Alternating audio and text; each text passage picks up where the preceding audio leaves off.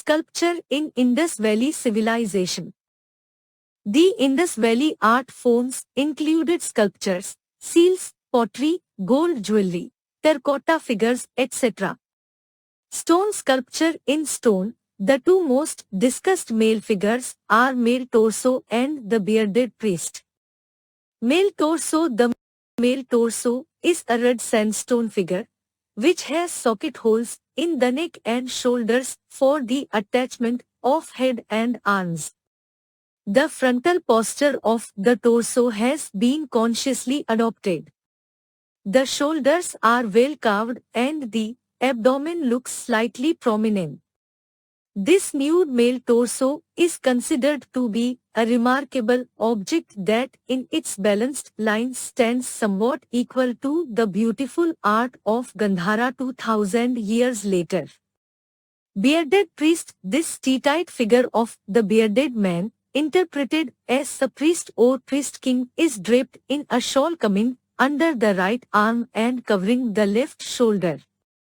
His shawl is decorated with trefoil patterns. His eyes are a little elongated and half-closed as in meditation. The nose is well-formed and of medium size. The mouth is of average size with close-cut mustache and a short beard and whiskers. The ears resemble double shells with a hole in the middle. The hair is parted in the middle, and a plain woven fillet is passed round the head. An armlet is worn on the right hand, and holes around the neck indicate necklace. The shawl on the shoulder of the bearded priest indicates that the handicraft of embroidery was commonly practiced in Indus Valley civilization. Bronze casting. The most discussed example of metal sculpture in context with Indus Valley is the dancing girl. Metal casting was popular at all the major centers of the Indus Valley civilization. For example, the copper dog and bird of Lothal, bull from Kalibangan, and the human figures of copper and bronze from Harappa and Mohenjo-daro. Dancing girl. This is one of the best known artifacts from the Indus Valley. It's a 4-inch copper figure found in Mohenjo-daro.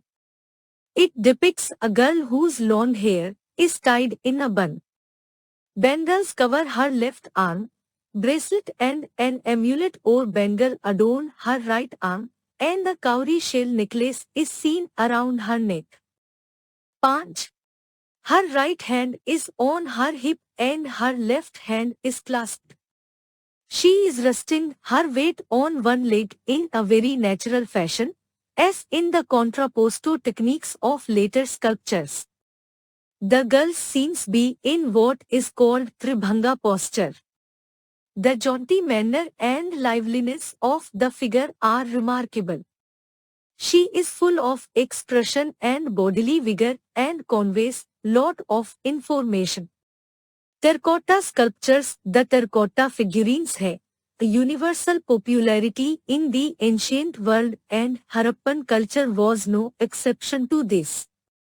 There are plenty of terracotta seals and figurines recovered from Harappan sites which range from toys to cult objects such as mother goddess to birds and animals, including monkeys, dogs, sheep, cattle, both humped and humpless bulls. The terracotta figurines of Indus Valley were modeled with great details of eyes, hand and neck. However, terracotta images are inferior in depiction of the human forms in comparison to the copper and bronze images of the Indus Valley. Among the human figurines, the female were more common. The headdress in such figurines is more elaborate. Mother Goddess. The most important terracotta figure in the Indus Valley civilization is the figure of Mother Goddess. This figure is crude standing female adorned with necklaces hanging over prominent breasts and wearing a long cloth and a girdle. The most distinct feature of the Mother Goddess figurines is a fan-shaped headdress with cup-like projection on each side.